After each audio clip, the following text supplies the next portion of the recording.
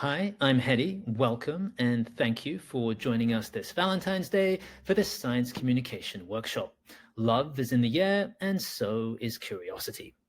Thank you also to Teresia and the Applied Neuroscience Association for inviting me to do this workshop. Hopefully by the end, you'll have picked up some useful hacks for enhancing your science communication skills. And Anja and I are really looking forward to sharing our experience with you today. Building on the success of last year's workshop, this is now our second edition. Just to give you a quick overview of today's agenda, Anja and I will kickstart with a talk on the why and how of science communication, with my top 10 do's and don'ts for making science accessible. Then we'll put this into practice and roll up our sleeves for some hands-on exercises, where you'll have a chance to communicate science to different audiences. And don't worry if you don't have a science background. We've got you covered. We'll also show you a brilliant example of a video from the collaborative library, which Anja will tell you more about. We have a lot to cover and we may not get through it all, but what matters most is that we learn from each other and have some fun along the way. Feel free to share any questions you have throughout the session via the chat, and Anja and I will be on hand to answer. So without further ado, let's get into it. The first thing to say is that SciComm takes time and effort. If you're a scientist moving from the sequestered cloisters of academia into the mainstream of public dialogue, can carry costs. Competition is high, and every moment counts for writing papers and getting grants and lab work done. And if you're not a scientist, it can take a lot of time and work trying to understand the science you want to communicate. Also, there are perceived social risks. Many scientists worry about being criticized by colleagues when they engage with the public as being attention-seeking or oversimplifying science. But the truth is, communicating science to the public is actually a really important thing to do, whether you're a scientist or not. And here are some reasons why. So science largely exists thanks to the taxpayers. They're the ones who mostly fund the incredible work being done by scientists worldwide. And yet much of the public communication of this science, that's to say the published articles and books, is stuck behind a very expensive paywall. Not only that, even if a member of the public gets access to this material, it can still be inaccessible in terms of their ability to understand it. Communicating science to the public also promotes transparency, which plays a crucial role in building public trust, countering the rise of anti-science sentiments.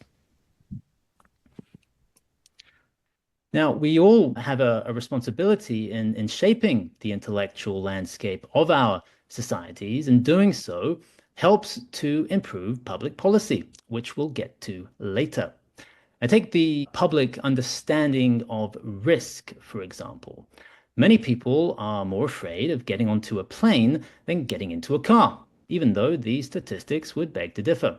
The odds of being in a fatal plane accident are 1 in 11 million, whereas the chances of dying in a car crash are 1 in 5,000.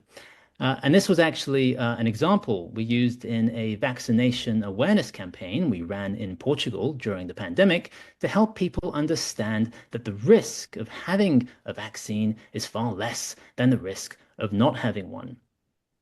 Addressing this gap between perception and reality is where science communication can really make a difference, because it helps to foster critical thinking and helps people question assumptions and to see the bigger picture. There's a funny story I like to tell from Adlai Stevenson's 1956 presidential campaign, where a woman from the audience shouted to him, "Senator, you have the vote of every thinking person," to which Stevenson replied, "That's not enough, madam. We need a majority." So from the infamous and now debunked Lancet paper linking vaccines to autism, to climate change denial. There's a lot of bad science out there, whether it's influencers and celebrities pushing pseudo-scientific health products or best-selling authors claiming scientific backing for ideas like life after death. On top of that, anti-science sentiment is on the rise, and social media often fuels the fire. One study found that Twitter failed to remove nearly 60% of COVID-19 misinformation published on its platform. In the face of this, clear, engaging, and accurate science communication is more important than ever and can help push back against misinformation and shape a more informed public discourse. Which brings us to our next point. Science has the power to inform and transform real-world policies by providing evidence-based insights, but it can't do it alone. Those insights need to get communicated to the public and governments alike. Science communication can really move the needle for public opinion and political will. Not so long ago, mental disorders were seen as signs of demonic possession, witchcraft, or moral failing. Without advances in science and medicine and the way they've been communicated to the public, we might still be stuck in an era of fear and superstition rather than treatment and care. And this shift in understanding doesn't just apply to mental health, but to all spheres of life. Our legal system, for example, is built on the idea that wrongdoers have free will and so deserve to be punished. But Robert Sapolsky, one of the most well-known science communicators out there, argues, as many have before him, that free will is an illusion and that a legal system informed by science, which places more emphasis on rehabilitation rather than retribution, might offer a more compassionate and effective way of reducing criminal behavior. From one illusion to another, this time the illusion of certainty. Many believe that science should provide clear-cut right and wrong answers, but in reality, it often deals in probabilities and competing hypotheses. Understanding that science actually thrives on uncertainty rather than on absolute truths can help avoid situations like the one in which 6 of Italy's leading geophysicists were found guilty of manslaughter in 2009 for failing to predict the unpredictable, an earthquake. One of the most powerful things science communication can do is to share a sense of wonder. Facts alone don't always inspire, but framing them in a way that captures curiosity and emotion can change how people see the world. And here's just a couple of quotes that remind us that science isn't just about knowledge, it's also about perspective. Astrophysicist Carl Sagan's famous quote, "Our planet is a lonely speck in the great enveloping cosmic dark. In our obscurity and all this vastness, there is no hint that help will come from elsewhere to save us from ourselves." And neuroscientist David Eagleman, science is not just about the generation of facts, it is about opening our eyes to the vastness of our ignorance and sharing the inspiration for further discovery. Yeah, I quite agree with that. I think the way I always used to say it to anyone starting a PhD is the more you know, the less you know. And it's a shocker mostly to many people when they first start digging into something in their PhD. I'm going to find out about X, Y, and Z. And then they dig and dig and dig and see, oh my goodness, I know so little. And it's really, really interesting to see that change over time. But over to the point that I was going to raise, which is point number 7. So comply with ethical practice and policies. But what do we mean here? So interestingly, the European Clinical Trial Regulation now actually requires sponsors to provide lay summaries of clinical trials in a set period following the trial end. So we're in 2025 now, right? But since 2014, when the European Union has set up this regulation and it was released, sponsors have had to provide the lay summaries to increase transparency, but the requirement has yet to fully come into action, which is wild to think, isn't it? I mean, it's more than 10 years ago, 11 in fact, and they still haven't managed to completely pull it off. In fact, they've first started their baby steps towards enforcing it and implementing it in 2022. And for clinical trials, sponsors will now be required to post a lay summary and technical summary within 12 months of the end of the trial and up to 30 months, 30 months for non-therapeutic phase 1 trials and 6 months for pediatric trials. And the idea is that the implementation of this whole, like you need to produce that kind of summary, will go in a 3-year phase. So they started in 2022. So we're still in the midst of that, basically, where sort of at the beginning it was optional, while after a while it will become increasingly binding and it will become mandatory for new trials going forward as of that date. But it's still a bit of a shaky thing, I guess, that's not really working as well as people were thinking, which is a real problem. And the other thing is also those lay summaries, where do they go? In fact, there isn't really the repository for lay summaries currently available, and that is something that we're trying to address with the Collaborative Library project in one shape or another. And the other consideration, which you might have picked up on when I was saying it, this is for clinical trials, right? But there's so many other different types of study, and that's not a requirement as of current standard best practice, which is really a problem, isn't it? As Hedi was saying, most of the stuff is publicly funded. Most of the stuff can really benefit a lot of different stakeholders. So why on earth are we not actually just starting to communicate this stuff to everyone in the way that we should? Aside all this like attention-seeking accusations of our peers, we should really start to develop a clear agency around this stuff. And that brings me over to point number 8 on the next slide, which revolves around impact. I don't know how many of you have heard of the Research Excellence Framework, but if you've ever worked at a university or you've had any further sort of touch points with university, it's a big thing. It's basically the UK system for assessing excellence of research in higher education institution. The ref comes to basically inform the allocation of around, I think it's around £2 billion of funding each year.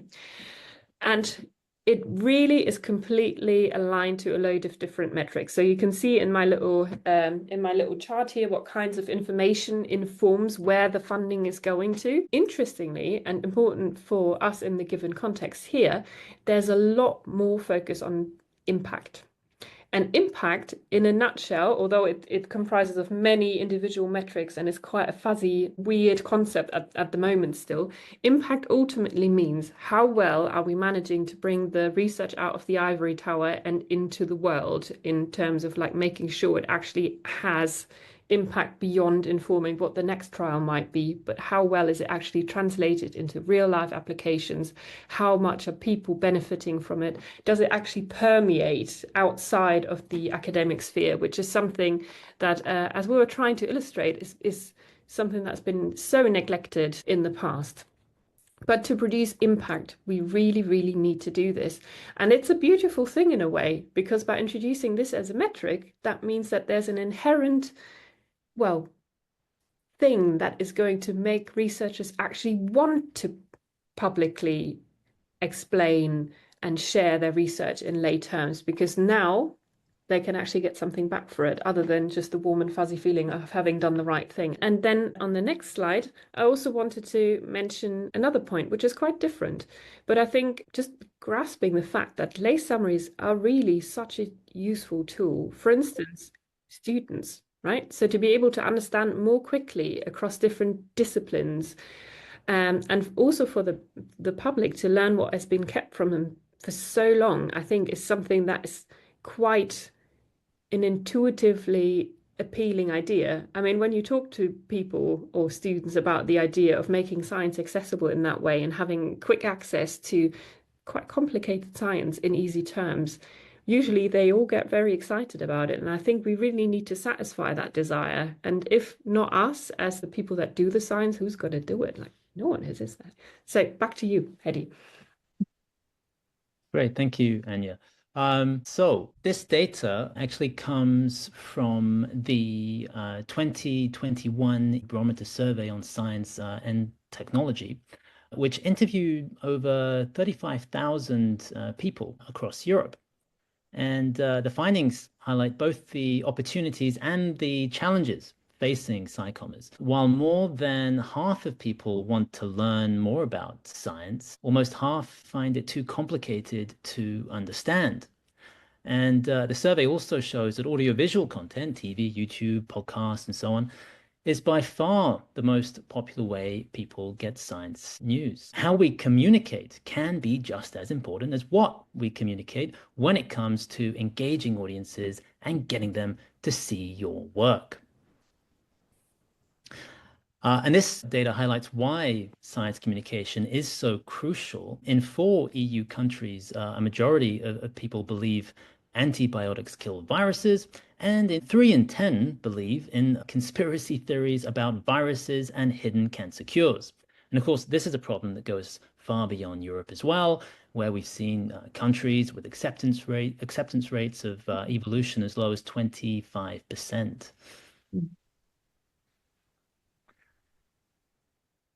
The survey also found that a majority of people want scientists to engage with political debates. Yet in every EU country, more people feel that scientists don't spend enough time explaining their work to the public than those who think they do.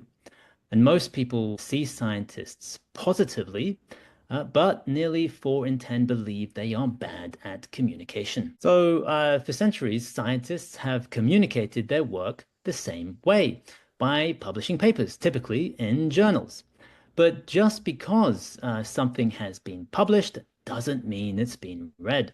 According to some estimates, on average, only 10 people read a given academic article in its entirety, while 27% of peer-reviewed papers in the natural sciences are never cited, and of those that are, only 20% have actually been read. And of course, even if a paper is read, that doesn't mean that it's been understood.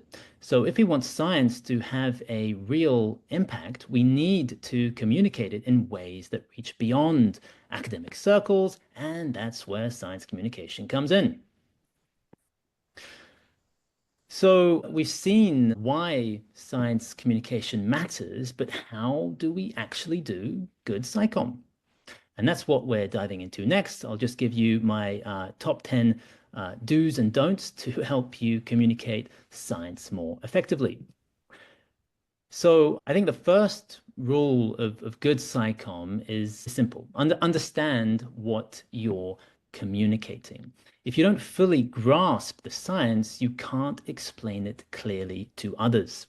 If you're communicating a research paper, ask yourself 3 key questions. What are the main findings? What's new or surprising? And what are the broader implications? Answering these will help you focus on what really matters. And once you understand the science, the next step is knowing who you're communicating with. Different audiences have different levels of scientific literacy, interests, and ways of consuming information. Are you speaking to researchers, policymakers, students, or the general public? The better you understand your audience, the better you can tailor your message to engage them. And speaking of engagement, people engage with science more when they see how it connects to something bigger, something that matters to them. Instead of just presenting the facts, try to frame your message around a broader theme that people can relate to, like mental health, brain plasticity, or exercise. When we make these connections, science stops being abstract and becomes part of a story that people care about. Now, jargon is one of the biggest barriers to effective SciComm. If your audience doesn't understand the words that you're using, they will tune out. The key is translation, turning technical terms into everyday language. Instead of endocrine system, you may say hormone system. Instead of mitochondria, you can say energy factories. These small changes make a big difference in making science accessible. As Einstein said, if you can't explain it simply, you don't understand it well enough. Now, people tend to relate more to stories than facts. Even academic papers tell a story. When writing a paper, scientists often pretend that things unfolded in a way that was much more ordered and organized than what actually happened. So instead of just describing the data, try to build a story around it. Introduce a challenge or a real world impact. Try to make it personal, emotional, surprising, because framing science as a story helps audiences connect with it on a deeper level. So analogies are another useful tool in the SciCommers toolbox. A well-chosen analogy can turn an abstract concept into something your audience can see and understand. But choose your analogy carefully. It has to be something your audience is familiar with. Saying something works like a car engine isn't helpful if they don't know how a car engine works. And be aware that analogies can backfire. People might extend them too far and draw incorrect conclusions, or take them too literally, like picturing atomic structure as a mini solar system. Once an audience gets stuck on a misleading analogy, it can be hard to correct. As a highly visual species, visual aids, images, or animations can be a great way not only to connect with people, but also to convey complex ideas more clearly and intuitively, often in ways that words alone cannot. But visual aids don't always have to be literal. You can also paint pictures with your words. Instead of just explaining how stars form through fusion, you can describe how their energy will outshine and outlive entire planets and civilizations. Instead of talking about the number of stars in the observable universe, you can compare it to the number of grains of sand on our entire planet. And while simplifying science is essential, it's easy to either oversell a finding to make it more exciting or to oversimplify it so much that it becomes misleading. Try to make the message accessible, but stay true to the science, avoiding hype, exaggeration, and misleading visuals. Take the example on this cover suggesting that neuroscience can explain good and evil at a glance. It makes for a dramatic headline, but it oversimplifies a complex topic. One of the biggest challenges in SciComm is deciding what to leave in and what to leave out. And as we discussed, knowing what the main findings are, what's new, who your target audience is, and so on, will help you to navigate that balance. People's attention is limited, so cut the clutter and try to make every word count. As Einstein put it, everything should be made as simple as possible, but not simpler.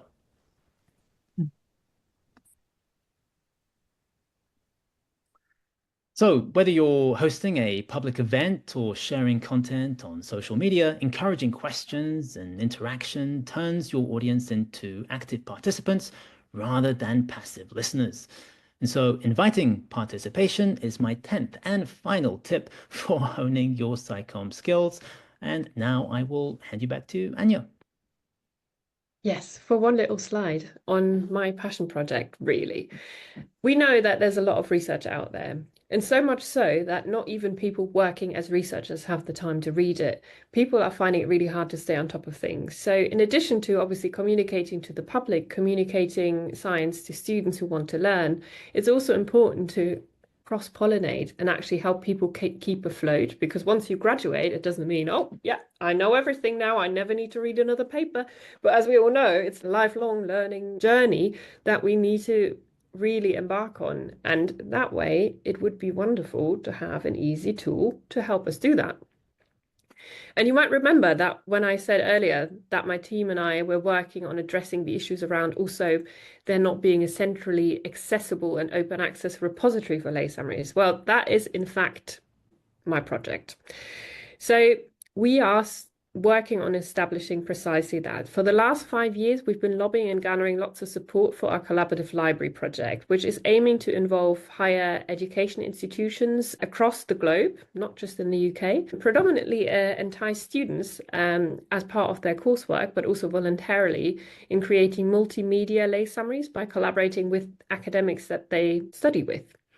And the idea is there's so many different layers to it, but in a nutshell, the idea is to help them build their CVs, at the same time create research impact and build knowledge, and help us tackle knowledge inequity on a global scale, all in one package, if that makes sense. And we've really seen quite an exciting growth with this. It's been hard, especially the first few years, to keep moving with things because it's a complicated system to navigate, as you will all imagine. But we've got a load of members now, participating organizations, Anja, which is one of our participating organizations, starting to contribute content, and also our partners creating educational resources, because we're not just a repository for lay summaries where you can then consume things and might still find yourself thinking, so what does that mean? We're also actually an educational resource, and we're building on that. We're community-led. So if you go on the collaborative library and you think, oh, I'd really like to have a resource on X, Y, and Z, then drop us a line and we'll create it. Because the idea is not just giving you access and explaining it in a way that you can understand the words. It's also giving context, giving you tools to hand that you can use to actually assess the quality of what you've just been told in that lay summary. And it also means that we want people to get a really broad understanding of what research is actually entailing. How does research get published? What role do funding bodies play? What are predatory journals? What is an expert in the first place? These types of things. And the vast majority of the materials that we've currently got on there have all been co-produced with wonderful students who we know tend to be very excited about the topic that they're studying. They have all the excitement and the drive to make all the difference that perhaps the professors may have lost a little bit along the way, or perhaps their focus has shifted on other things such as publishing papers. So very often I find that bringing together people that wish they had time for science communication and people that perhaps have a bit more time and also the drive and the enthusiasm to do it, that seemed like a very obvious way forward. And that is effectively what we're doing with the collaborative library. So if you're interested, check it out. If you want to contribute in any shape or form, we'll gladly taking you on board. But if you also just want to give us feedback in terms of what you think we could do better, then we always have an open ear. But on the next slide, you can see a little drawing that one of our working group members has produced. Next up is the start of our practical exercises, because as we all know, although sometimes it's a little bit hard when you go to like webinars and you're like, oh goodness, now I'm asked to do something. I just got my coffee. I was just hoping to kind of like chill out now. But actually, we know learning by doing is the way to go. So we want to make sure that you actually walk away with a few more skills today. So we have designed a few practical exercises to really get you cracking and get you experience what science communication is like, and also where perhaps you might find things that you thought were going to be difficult, less difficult, and things that you thought were going to be so easy, more difficult. So over to you, Hedi, for the first exercise, please. Thanks, Anja. Yes, learning by doing is the way to go. And so here is the first of our exercises. And we'll start with the easiest of them. Now, this particular exercise is going to ask you to explain a scientific concept in a couple of sentences, and you'll be tailoring your explanation to different target audiences. So that will be either a child, a member of the public, or a university student. And now you'll be randomly assigned to a breakout room, and you'll be part of a group. And each group will have 10 minutes to tackle this exercise. Anja and I will pop into the breakout rooms to see how you're getting on. And once you have completed the exercise, you can return to the main room and share your sentences in the Zoom chat. And when you do, please specify your group number and the target audience at the beginning of your message. So you would say group 1 child, for example.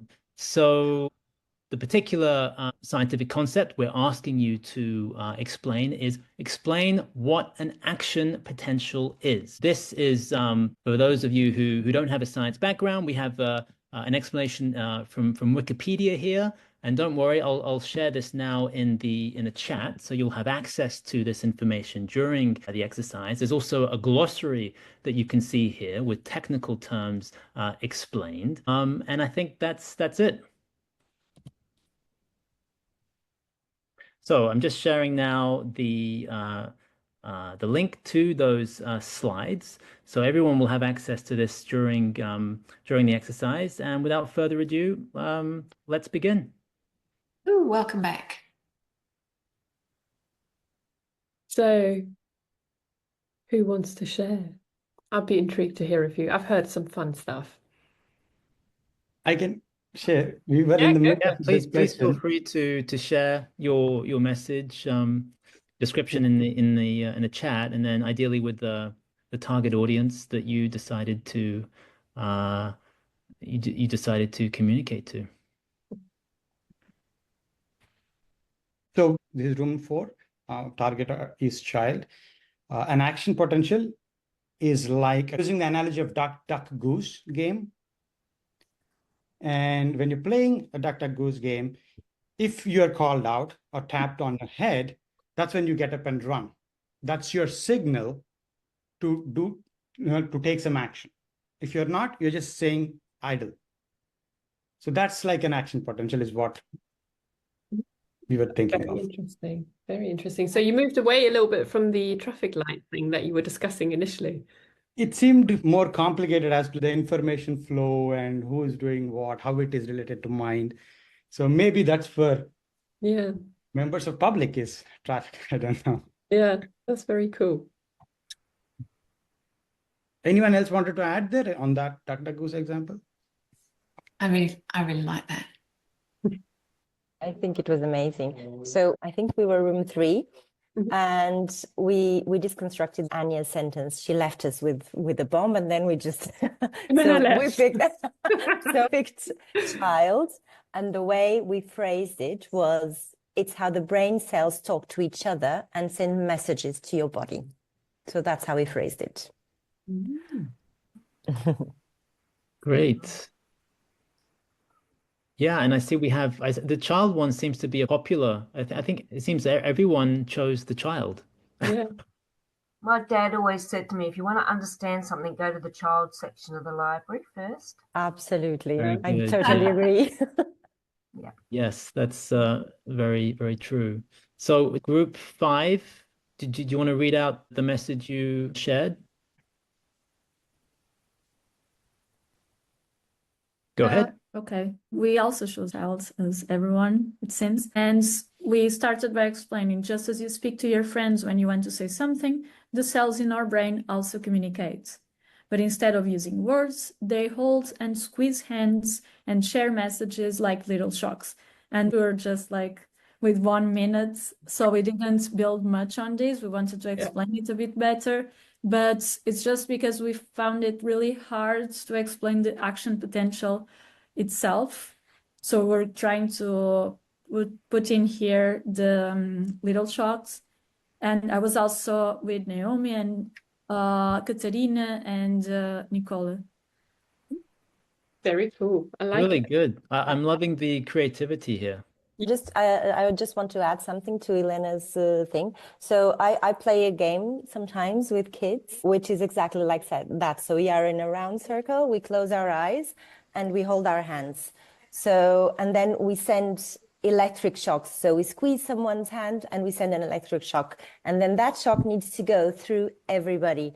And then you can send another shock through another hand. If you receive 2 shocks at the same time, that's a way to explain action potential, because your eyes are closed, so you're just feeling things, basically. It's really nice as a game idea. Yeah. What happened in room 2? Anyone wanting to share? the situation? Honestly, I don't know which room we were at. We might be in room 2.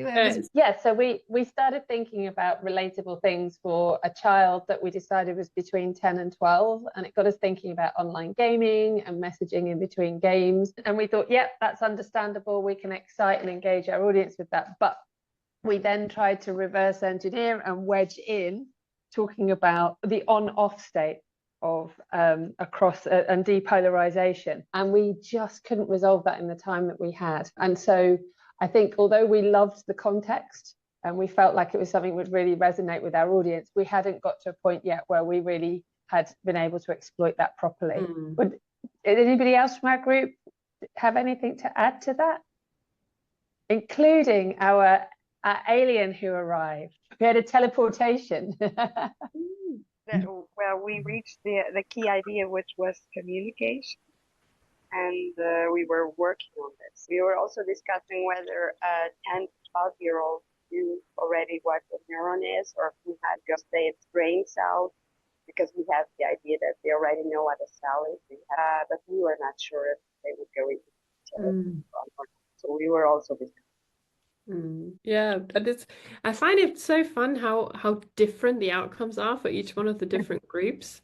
And there's also an element of metaphors. They seem like such an obvious thing to use, but they're so hard to get right, which is something that Hedi obviously said at the beginning, but you don't really appreciate it sometimes until you actually do it. Like I recently wrote a lay summary, co-wrote one with one of my students, and it was about the gut microbiome. It's not published yet, it's about to come out soon, so keep an eye out if you're interested. But it's about the gut microbiome, and we came up with the idea of gardens and plants, which was kind of fun, but then we realized that Americans, for instance, they don't really talk of gardens in the same way that, for instance, UK people do. So we then said, oh, but will be a confusion with yards versus gardens and all the rest of it. So we flicked it over to a forest.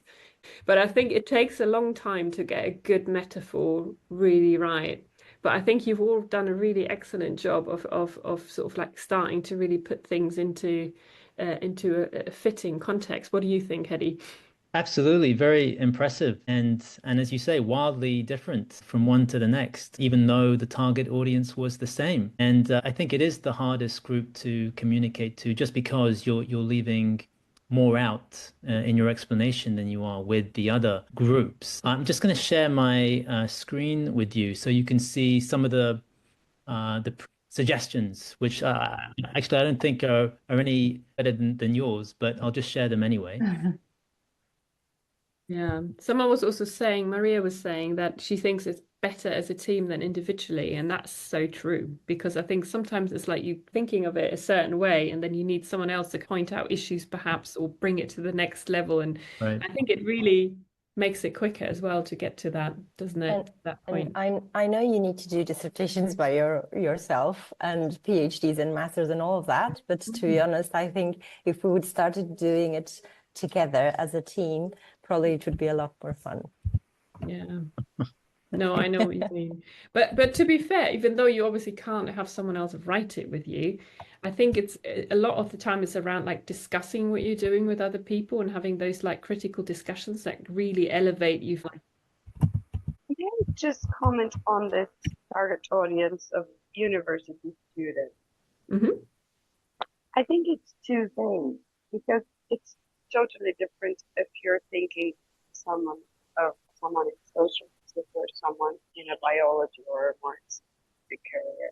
So I don't quite agree with calling this a target, because I see it as many different audiences. It's very diverse. Yeah. Very diverse audience. I think it's a good point. I do think that generally speaking, with all of the things that we do here, there is a margin of fuzziness around it. It's just a fact. I mean, everything that we do will have a bit of what exactly do we mean here linked to it. Even when you go down to the level of like critically assessing what you're reading in order to then translate it into lay language in the first place. Like, have you ever heard of CASP guidance and similar? So they are basically checklists that are produced and published for professionals to assess the quality of publications. On the Collaborative Library, we've produced lay versions of those, so if you're curious, you can have a look. But these are supposed to be official checklists to actually check the quality of individual papers, right? And they look so straightforward, but when you actually look at them, not all of the items included are clear cut either. Like, I find that this is a classic example of the more you know, the less you know. It might seem like, oh yeah, university student, but then when you look at it closer, you say, hold on a second, that's not really clear. And this really translates to a lot of different things that we need to think about when we try to do good science communication. Are we ever going to find the perfect metaphor? Probably not, but you might find a metaphor that works for the majority of people, or that at least is accessible enough so with very little extra work they can find out what it means. It's virtually impossible. For instance, DuckDuckGo, I have no idea what that game is. I'm German by heritage, right? Never heard of it, but I can kind of like get the context. Do you see what I mean? I think there's like one of those things where you have to weigh up a little bit, but I think it's a very valuable comment to make. Absolutely. And just picking up on Sarah and Anya's points, I think you could also make the case that the child is ambiguous as well, because you know, your explanation could That's why probably we differ. mentioned 10 to, that's why we shorten it to 10 to 12. Yeah, it's In our discussion, I noticed we talked about different age groups of children. It's an interesting one. So one of the things that on the collaborative library, we aim for sort of general public kind of outlook, right? But if you look at what the general reading age of the general public is, what do you all think it is? You can post in the chat or you can blurt it out. 12? No, it's 8. 8. 8-year-old. That's the average reading age. And that we need to obviously take into account. So it's a very important thing to really think about your target audience and try to sort of like tailor it to that level. And then when you go into like specific groups, so if you're saying, for instance, you want to be targeting groups like service users, people with special educational needs and so on and so forth, then you can suddenly see where you need to pitch for communicating science in those types of groups. It is a very involved business to get good at science communication. And as Hedi has also pointed out, and I have seen many times where I've read papers that were written horribly, I think very few people are very good at it. But why? And that is because to this point in time, there was very little value attached to scientific communications. And this is something that we have obviously demonstrated and are seeing currently. That's so important to change. So good that you're here and that we're talking about it. I thought it was interesting in our room because most people here, I can presume, are scientists. So I'm a layperson, come along because I'm interested. And so for me, it was to understand it and help others explain it to me. I asked questions about it. And for me, it was understanding the word action and the word potential as two separate things. And so it was an action that could potentially happen. And so therefore I started asking questions and that helped them explain. And then in the end, I got that it's the action that happens to the cell that sends off a train of actions. Well, I mean, I think you can see, for example, here, Louise. So here we have these examples to different target audiences. The child one, we went for brain cells are like tiny workers. So the neuron we described as a tiny worker in your head. Whereas for a member of the public, we went with nerve cell. And then for a university student, we went with neuron. So you can see how the words in these examples, we then kind of change them based on who we're talking to. But it's a really good point. Even neuron, you know, for a member of the public, do you think neuron might confuse, or would it be safer to say brain cell, for example? I'd probably go with brain cell. It's an interesting one though, isn't it, as well? If you're pitching too low, people are not going to want to listen to you because they think you're not taking them seriously. So it's a real balancing act with these things. You can make it fun, you can make it accessible, but you also need to make sure that you really don't undersell. Back to you, Hedi. Sorry. Yeah. No, absolutely. Did anyone have any other comments to make before we move on to our next exercise? Yeah, I just want to jump a little bit what Yes. Louise was saying, which was very interesting because she was in our group. It's this case that people like the target audience or whoever the target audience comes with a bias, with a context. And when we're delivering something like, I'm going to explain to you what action potential is, the first thing that a person does is, okay, I know what action is, I know what potential is. So it's not about turning the message into a story that different parts of the audience can understand, but actually realizing that they already come with the baggage. So for instance, my PhD was on confidence and decision confidence and uncertainty. Okay, these are words that the public has, and they really don't mean the same thing in science.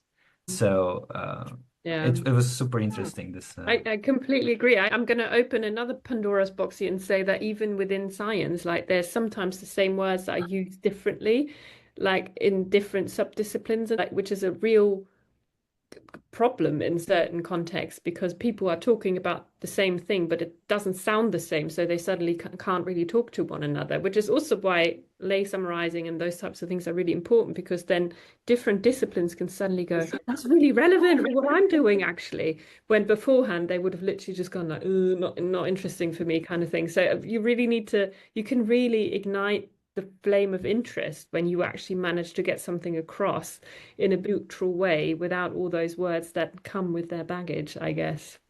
Yeah. I quite agree. Absolutely, yeah. All right. Well, that was a lot of fun. So on to the next one. So this is an exercise where we have an image. So on the left, we see a scientific description of that image. So neurons in the retrosplenial cortex of a mouse virally labeled with channelrhodopsin in green, or a retrograde label in red. So as with the previous exercise, we also have a glossary explaining technical terms, and then as we did before, you'll have maybe we give 12 minutes just to give a couple more minutes, and then you can share your description in the Zoom chat once you rejoin the main room, and then we can go through them together. And so I'm going to share now the link to the slides in the chat. Okay, so just shared the link there, and I think we can start. Lovely. So how have people found it? Anyone willing to break the ice with that one? I can. Go for it. Yeah, Satish is our assigned speaker. Oh, no. So this is what we arrived at. I added one word after the discussion ended. See if it's okay with you. A brain cell in the memory-related region of the mouse identified using light-based tracer that shows connections back to the source of information flow. Who was your target audience? Oh, sorry. Target audience is general public. Okay. Maybe I can go ahead. I'm representing group 5 for now. And our audience was also general public, but specifically like a 50-year-old person with no science knowledge or background. So we wrote, picture a mouse, picture its brain. This is the picture of the part of the brain of the mouse that is important in memory and for orientation. Scientists can use tools to see different brain cells like neurons. This is what you see in this picture in green and red. Scientists use this to understand how the cells communicate in this region and how it affects the memory and orientation. I also wrote in the chat so you can read it. Very cool. Great, thank you for that. It's wonderful, yeah. Hedi, what do you think as the person who knows? Well, actually, I didn't. First off, congrats to both of you. I think that's it's a really interesting way to tackle this very hard problem because, I mean, even for me, like this image comes from my laboratory, and I did struggle with this one when I was writing a description for it. Actually, it comes from a series that has been developed by our SciComm team that was conceived of by John Lee, a member of the team, and it's called "What Am I Looking At?" And so the idea is that we explain images from our laboratories in less than 1 minute to members of the public. And so we show them a still with a narration that explains what we're looking at. And I think as we were talking about in the talk, it was interesting to see how you were approaching it, the different groups. But I think most of you were just trying to understand, what am I looking at here? Understand it for yourselves before even thinking about, okay, who am I talking to? Which is exactly what you should be doing, because I think that's really is the first step, is to understand what it is that you want to then explain to someone else. And so that's was really interesting to see. Would anyone else like to share their outputs in the chat? Or I was part of Satish's group. I just wanted to add to his excellent description. I think something that just came to me is that I think maybe it's a good idea to use phrases that members of the general public use a lot themselves. Like you see a lot in the media, the phrase light up, like this part of the brain lights up. I mean, of course, we know it doesn't light up, but people actually think that it does light up. So maybe another way of describing that picture would be for scientists to see different parts of the brain and how the brain works. They can put different colored inks into the brain so that when you shine a light on that particular part of the brain, different parts light up. And so you can see how it's working.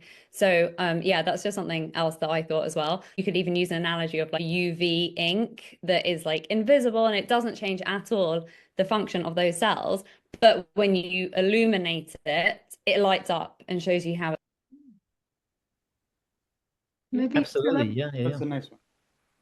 We kind of actually talked about it in our group. I think we're the last group. As in like the image was looking like a city of lights. And we talked about the fact that the red part could be the powerhouse, that you have like potentially electricity running through the entire city, and that city could be, in this case, responsible for memory or navigation. And the activity can travel to all the houses, but the red dye we said is showing the powerhouse, where you might actually have the light switch that kind of starts the activity in the city. But I would think our audience would be the general public. We didn't specify it, but we were discussing it amongst each other.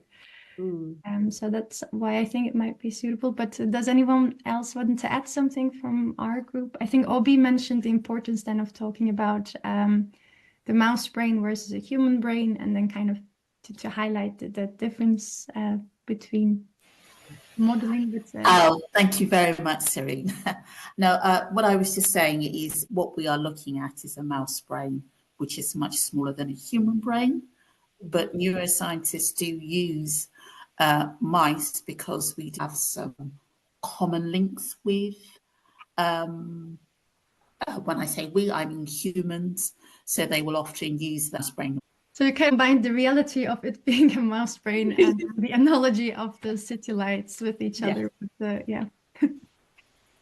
Yeah, it's not easy, is it? Especially when it's not your own research. When it's your own research, obviously it will hopefully at least come a little bit easier to you.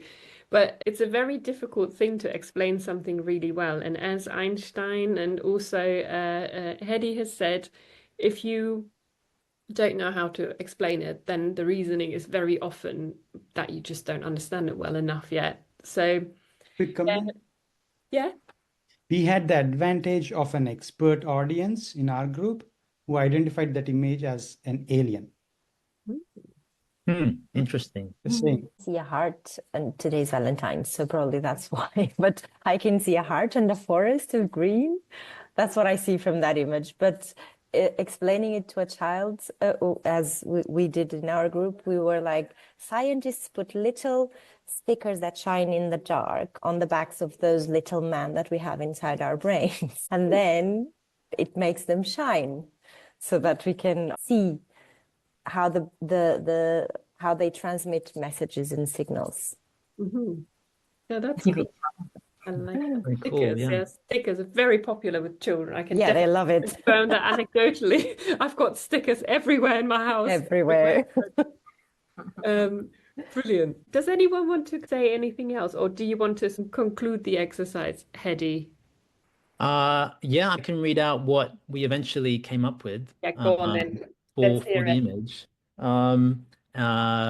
which kind of slightly relates to the alien theme that Satish, it begins with a referral to that kind of. But just to say, yeah, so once you understand what you want to communicate, then I think given that there's actually a lot of information. Like if we unpack each of these words, we could spend an hour easily just talking about each one of these elements.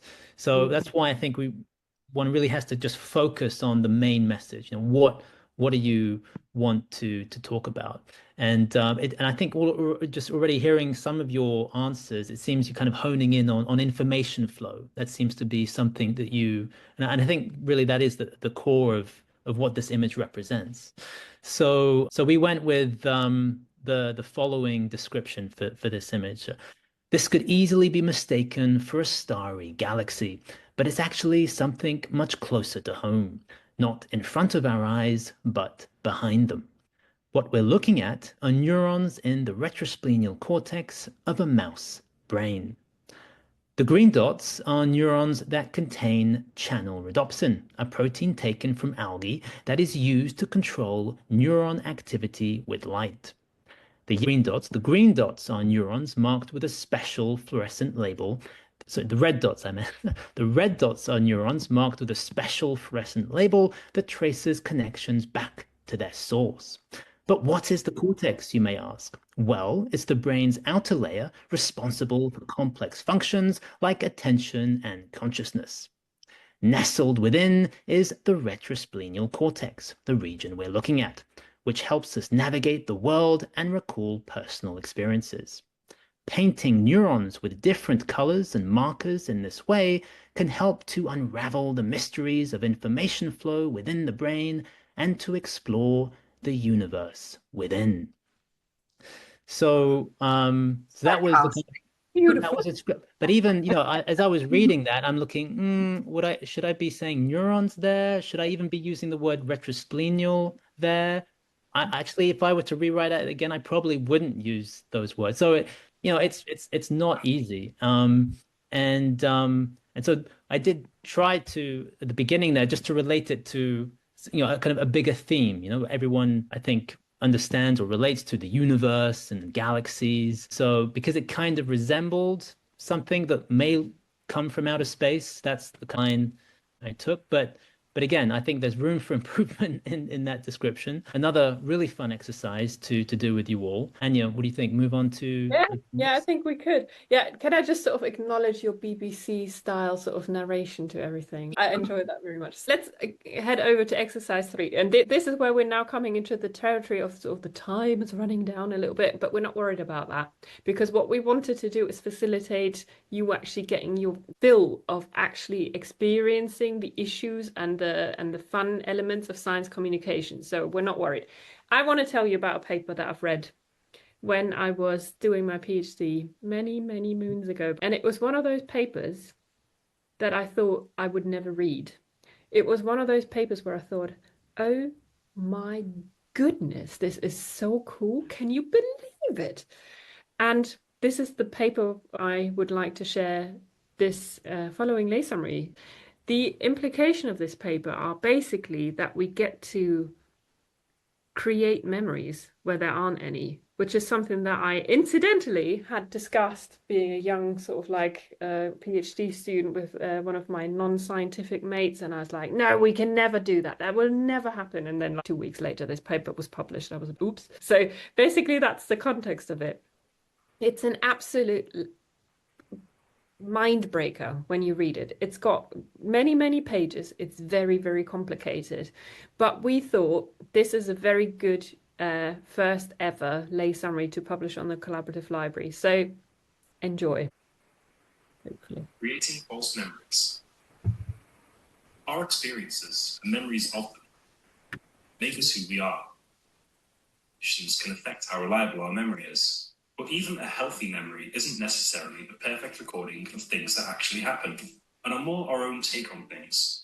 Amazingly, memories can even change over time as we recall them. We still know very little about how our memory actually works.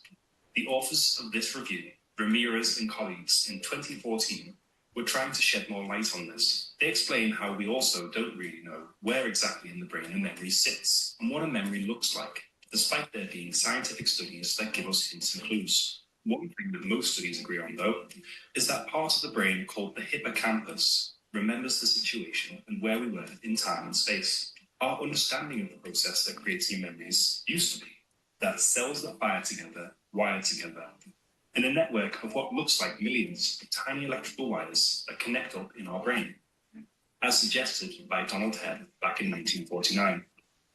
But now we know that the brain can also rewire itself in a process called plasticity. Now, if you want to find out what the biological process is leading to the creation or experience of our memories, then you need to look at three things. You need to check which brain cells are being switched on when memories are being created. This is called correlation. Once you think you know which cells are active during that memory, you then need to try to stop the biological process from happening to see if memory is still being created or experienced. This is called a blockade.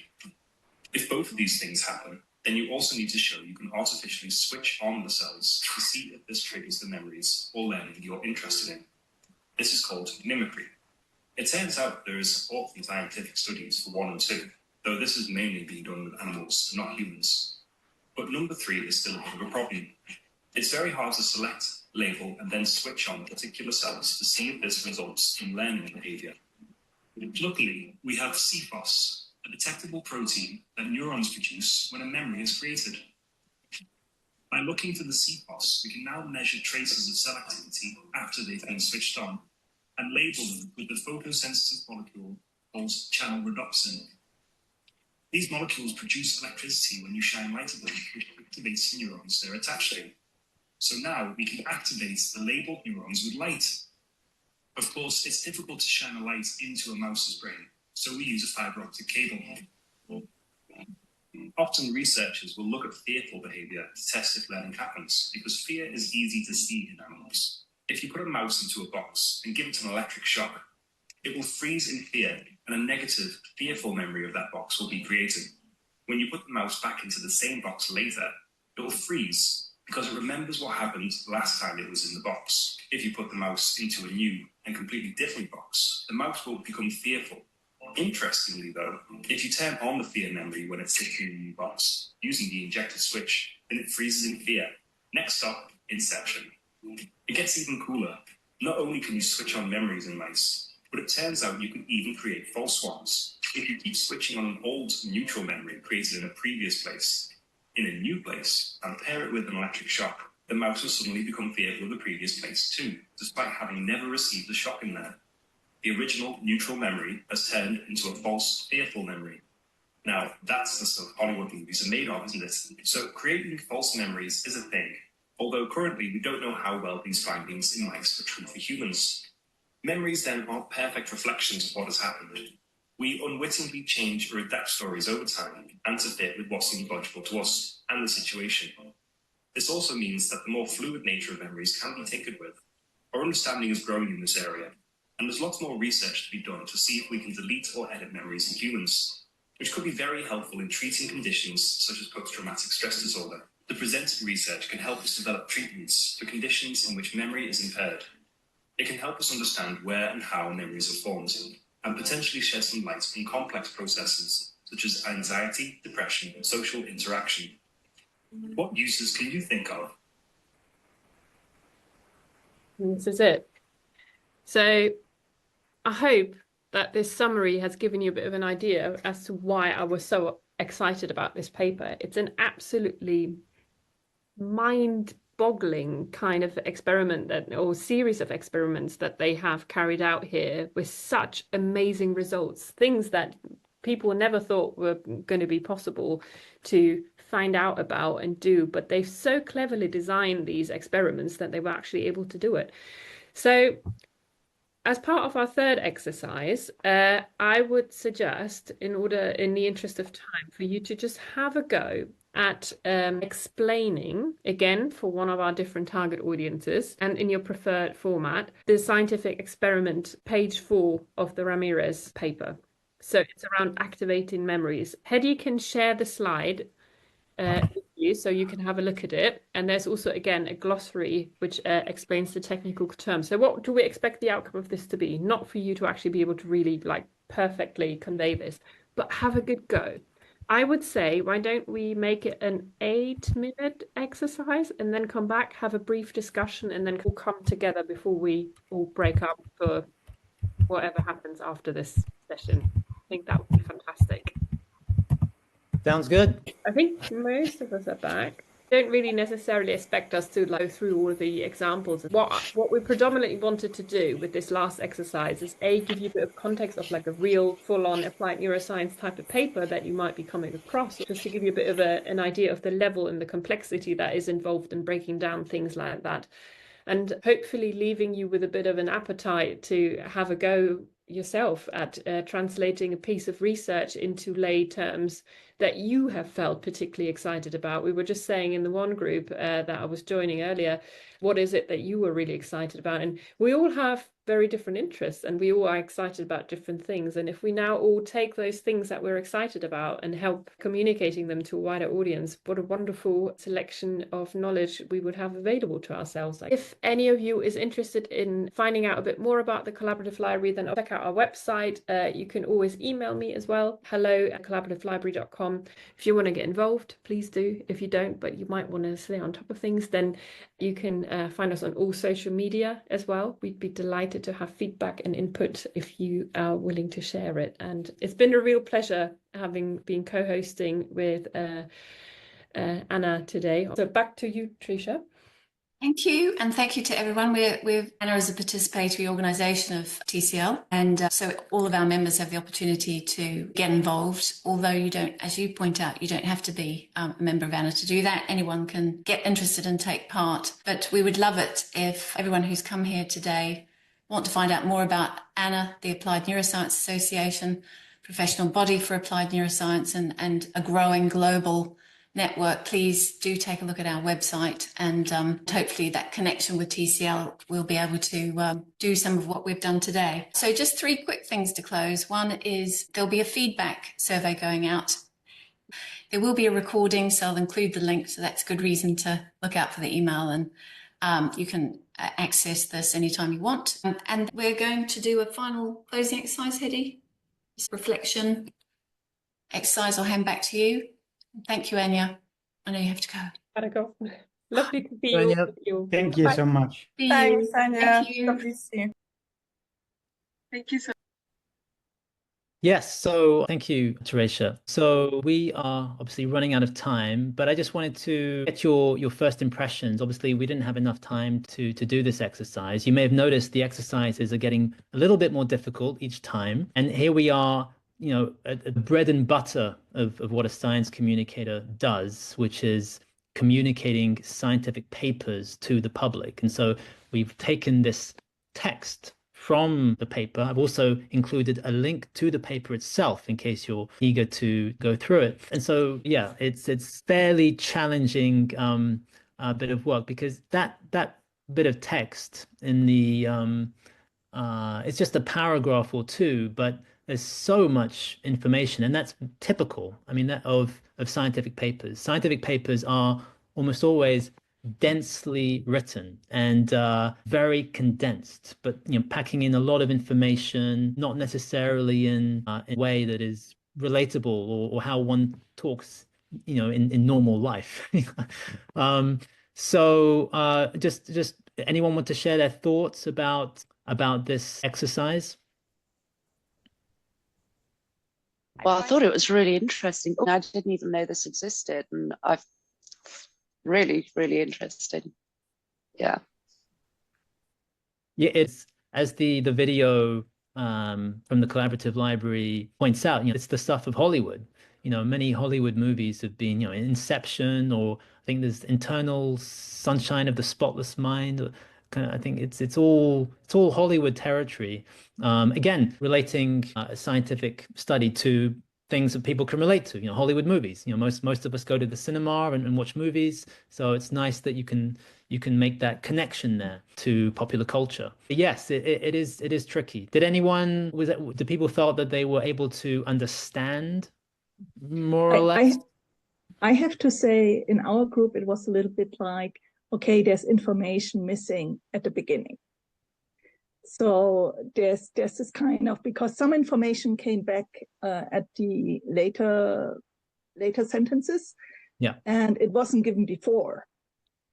So therefore, I think it made it more difficult than just understanding the science, because there was so much context which was not there. If I now follow the link to the actual paper and I just look at figure 1, then I'm like, hey, I just need to look at the figure and explain the figure, and that's easy.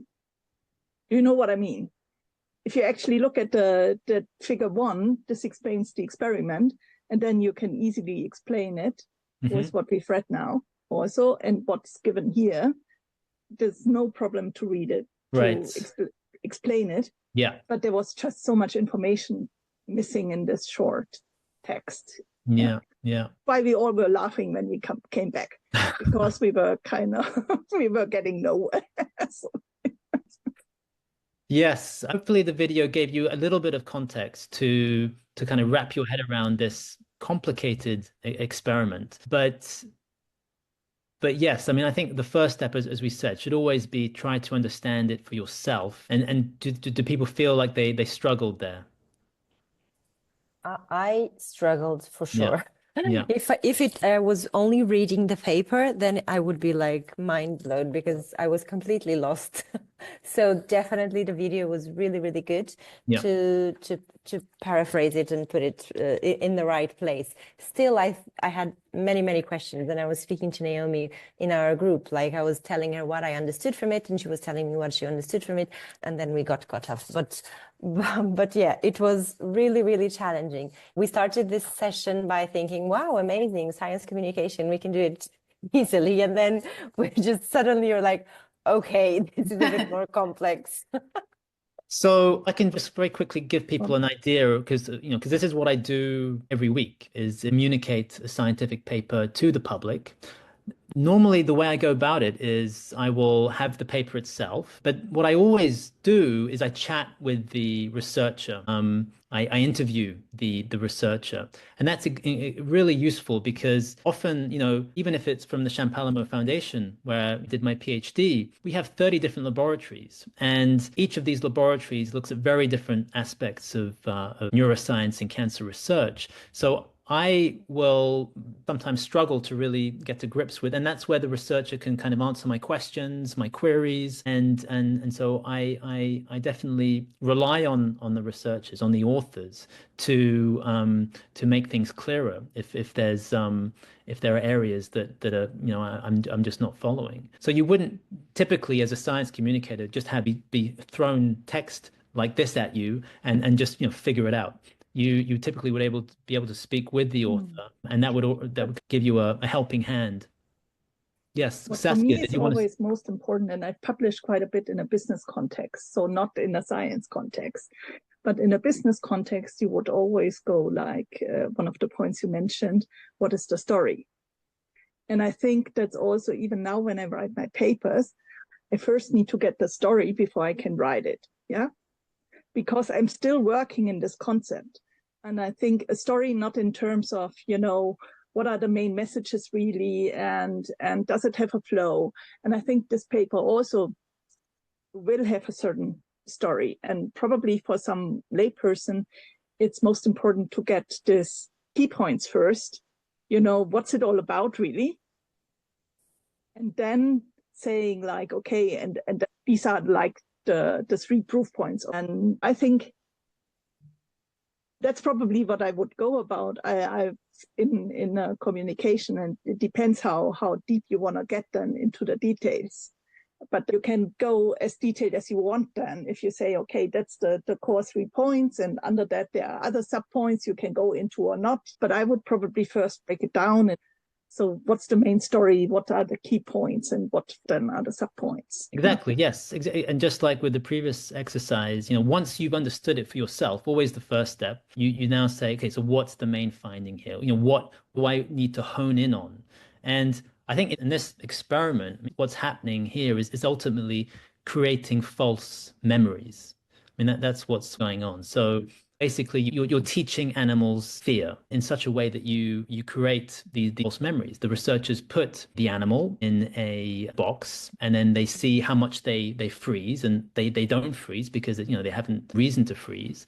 And then they put them in a different box, we'll call it box B, and then they then are shocked. So they're basically associating that box with fear, and that then activates these kind of brain cells, this kind of memory of the fear of being shocked. And the scientists use a technique which allows them to then reactivate those same cells in the first context in which they received no shock at all. So when they put those animals back in the first box and then reactivate those cells from the second box where they did receive the shock, they found that the animals froze, even though nothing scary in the box at all. So basically, it shows that activating those brain cells was enough, sufficient, is what scientists typically use. And that's kind of temporal flow.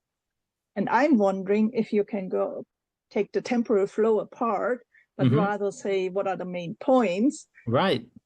Wouldn't tell it in the temporal flow, but you would tell it in another way. And I'm wondering if that's possible. Of course it is. Often in the kind of, you get step 1, step 2, step 3, but then perhaps you already lost people in the first 2 steps, whereas key things and the really interesting things is actually we proved that we can do it. And then I'm not sure if you would explain the whole process. Well, of course, it depends on the format. So another thing we didn't impose on you was what format do you want to choose? Do you want to communicate this as an oral presentation, or would you like to write this up as a press release? I mean, there's all kinds of different ways, or as a video, as like the one we've just seen. Now, video talks about this particular experiment, and it doesn't do it serially, right? As you were saying. I mean, you can switch the order around to serve whatever format you happen to be using. When I was describing it, I was literally just looking at the text in front of me and just going through it. But maybe that's not what you want to do when you explain it to your target audience. Maybe you want to mix it up, much as a Hollywood movie would do, right? Many movies don't start, beginning, middle, and end. They might start with the middle, and then like Pulp Fiction, for example. I mean, that was not a serial movie. So absolutely, you can move the order around. I guess there's quite a lot of value in doing that, in picking the most exciting bit. Like you would, if you're trying to capture people's attention, then starting with what you've done might not be quite as exciting as starting with what we discovered, or did you know that sort of moment.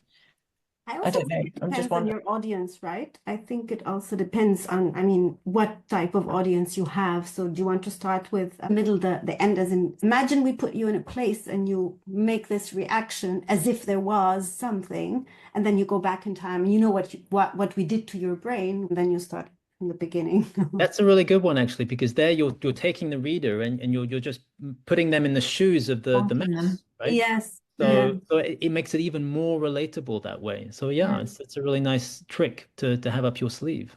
For the general public, you might need the context of the past models, as someone was saying earlier, and maybe a trigger warning, the fact that mice get electric shocks as part of this process, because both of those are new to a lot of people. Yes.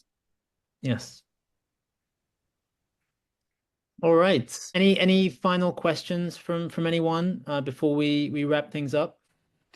That's it, I think. Sorry, Hedi. Great. No, that's wonderful. So I have one last remark to make, if I may. I have been to FANS Forum this last June. It was in Austria, in Vienna. This Federation of European Neuroscience Societies forum every 2 years.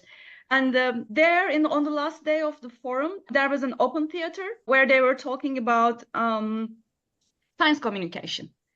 And for me, it was a no-brainer. I mean, science needs to be communicated to the society. People need to know about it. People need to live science and be more aware of the world, the life we're living in, and be more conscious. But one of the speakers, a research director, in science communication lab. She was, to my surprise, completely against the idea that science needs to be communicated to the society. Science is good for scientists and it needs to be performed and it needs to be evaluated by the people who are capable of evaluating it, because if you bring it to the level of the society, then there will be too many noises around, everyone will have his own opinion and it will be a mess.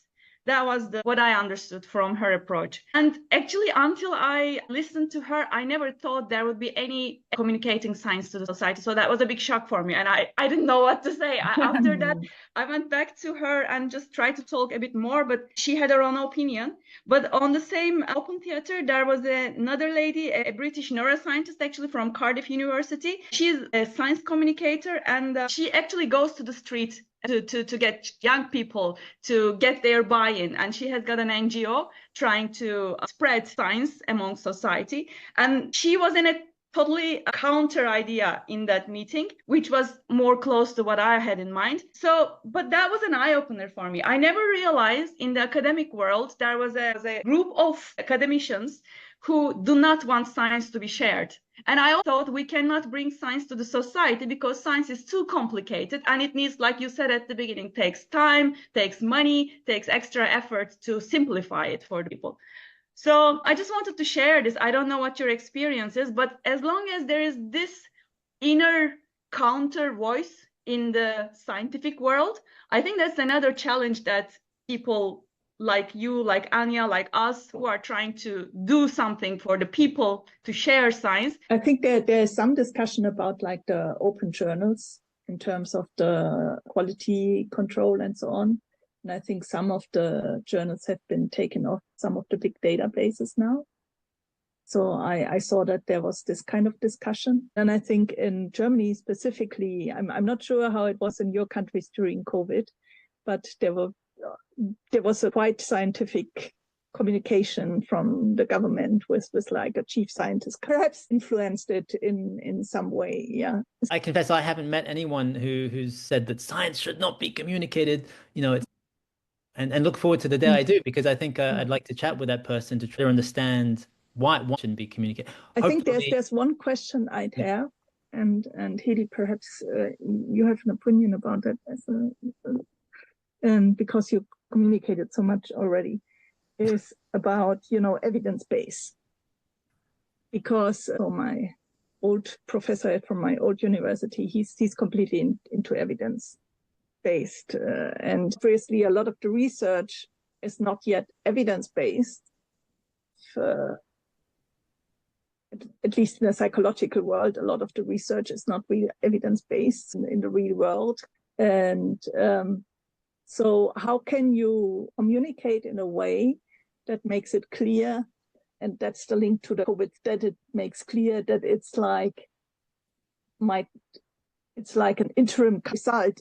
It's not like the final result we have.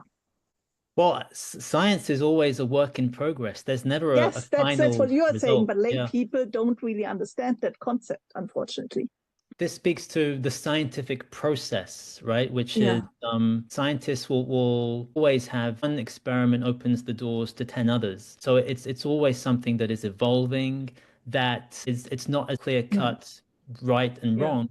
We're in a world of probabilities and best guesses, and what's statistically significant and what's not. And I think part of science communication is explaining to the public not just the science itself, but also the process, how science works. It's not based on certainty. It thrives on uncertainty. Hypotheses are precisely that. And so I think that is also a very important part of a science communicator's task, is to correct some of the false ideas that the people have about how science works in order to address the kind of problems that come up. And I would say, if I were to speak to the person, Denise, that you mentioned, I would ask them, I think there is a danger if you don't communicate any science, then people will fill that void with misinformation, like we talked about. which can have pretty damaging repercussions for society as a whole. And so one of the other things that science communication does is to tackle misinformation, and make sure that the best guesses that we do have are based on the evidence, Saskia, right? That's the evidence is I mean, that's your bread and butter. It's what we're working on is the data. What does the data tell us is the most likely hypothesis. So we've already run a little bit over time, but I think that speaks to the curiosity that we've sparked, and it's been fantastic to have so many contributions. I've really been impressed by the creativity of the answers, some of which, as I say, just looking through these in the chat, I might even steal from myself. So I just want to say from Anja and I, a big thank you to Teresa and the Applied Neuroscience Association for all their help and support in making this event happen. So thank you. And big thank you to you all for spending this time with us today. And do check out Anna and TLC. You'll find lots of content and initiatives there. Thank you. Thank you. Bye for now.